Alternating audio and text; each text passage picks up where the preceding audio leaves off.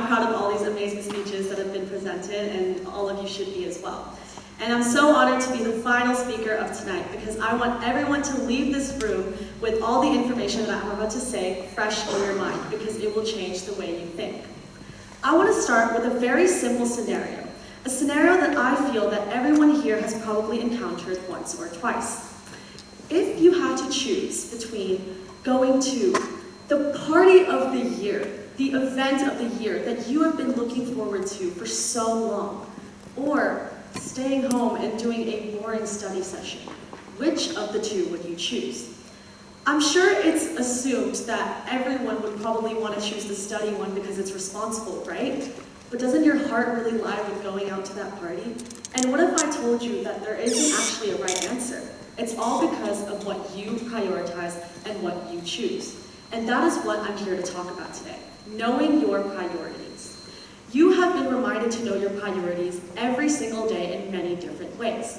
For example, your teachers, when they tell you to prioritize your English work in English class and not do your Spanish work in English class. Or your parents telling you to prioritize your schoolwork over your friends. Or your friends telling you to prioritize them over your partner, or your partner saying the exact same thing but the opposite.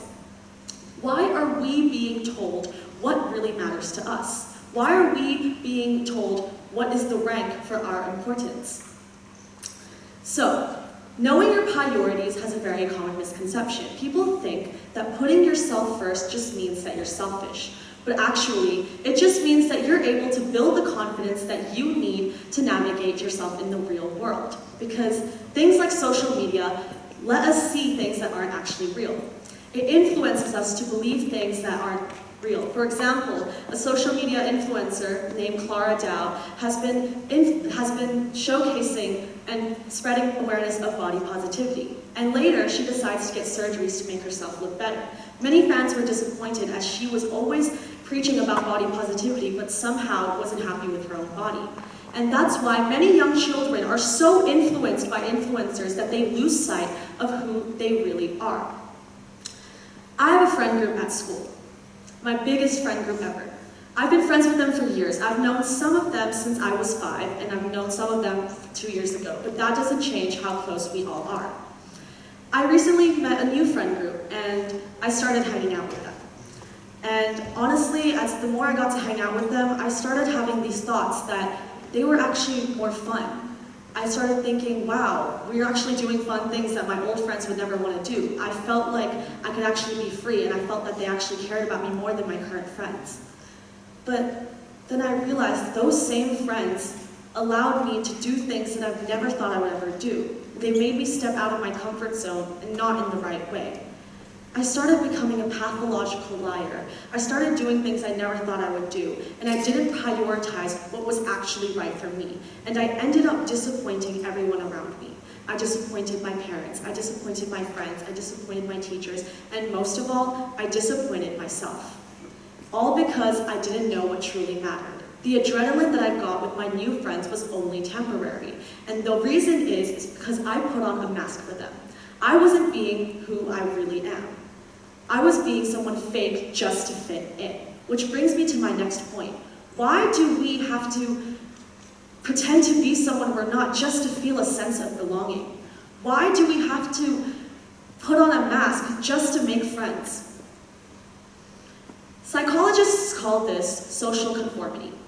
The tendency to align with group norms just because we fear rejection. And studies actually show that people who tend to conform have lower self-esteem in the end. And people who actually want to be themselves, regardless of how many friends they have, they're much more happy. And that's why I like to tell myself that rule number 1 is to know your priorities. Because the day you start to misunderstand your priorities is the day you start to lose yourself. The day you start to lose everyone, everything. And I learned that the hard way. Whether it's a relationship, whether it's a job, whether it's a responsibility, whether it's something else, you have to prioritize what's good for you. You have to prioritize what's been good for you and what's helped you, because you can't take advantage of it. I had a friend, a very close friend. I would have considered them my best friend, and I could just never say no to them.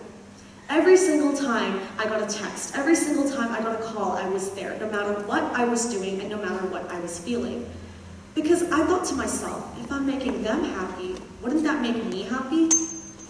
In the long run, I realized that it wasn't true. It was so draining to always accommodate for others that I forgot how it felt to actually put myself first for once. So one day I thought to myself that enough is enough, and I ended the friendship. And that was the day that I realized that I was so powerful. And in fact, that was the day that made me realize that I could actually come up here and speak about this to all of you. I did everything, and I received nothing. And knowing your priorities consists of two things: change and self-discovery. Change is when you realize that the way you're living just doesn't suit you right anymore. It just is uncomfortable, it's unnecessary, but you have to acknowledge it. Self-discovery is when you ask yourself these questions. Who am I? Who do I value? What do I value? Who am I? Who do I value? What do I value when no one's around? Because when no one's around, you are the only one who knows your true self. My dad always told me that if I'm lying to someone else, I'm just lying to myself. And I lied to myself when I said that I was happy with my new friends. The only reason I was happy is because I was playing a role. And as a performer, that's my favorite thing to do. But it was only temporary. So, the real question is, how can we break free from this cycle? It's not easy, trust me. But the first thing is to actually know what matters to you. So please take a moment to think about the top 3 things that actually matter, whether it's career-related, health-related, relationship-related, education-related, anything. And think to yourself, am I living in a way that currently honors these priorities? Which brings me to my next point, to audit your time. And if the answer to the first question is no, think about how you can live in a way that honors these priorities.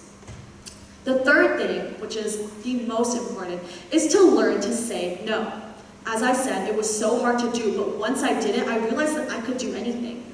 The day that I finally started caring about myself was the day that I realized I could do anything. If you respect yourself, people will run behind you and respect you as well. Next is reflection. Self-reflection is so important. As a person who constantly acts without thinking, I always reflect on what I do. And that doesn't necessarily mean writing on a piece of paper what you did wrong and how you can do better. You can also talk to someone about it, talk to yourself about it, and express it in many different ways. For me, it's theater. And please take a moment now to think of a time where you felt that you could have reflected on yourself a bit better. If you were in a situation in which you wish you did something differently, think about how you could have done that differently now. And the next thing is to celebrate the small wins. Prioritizing yourself is not easy. Trust me, it took me so long to finally care about who I am and to finally put myself first. I was so bothered about how everyone felt that I fully forgot that I was a human being. But now I love myself more than anything. So, celebrate the small wins. Do something small every time you know that you did something really hard. So, I know this TED Talk was quite shorter than the other ones, but I just wanted to send a simple message across. Know your priorities, because when you do, you live a life that's not only authentically yours, but you also build your confidence. Thank you, everyone.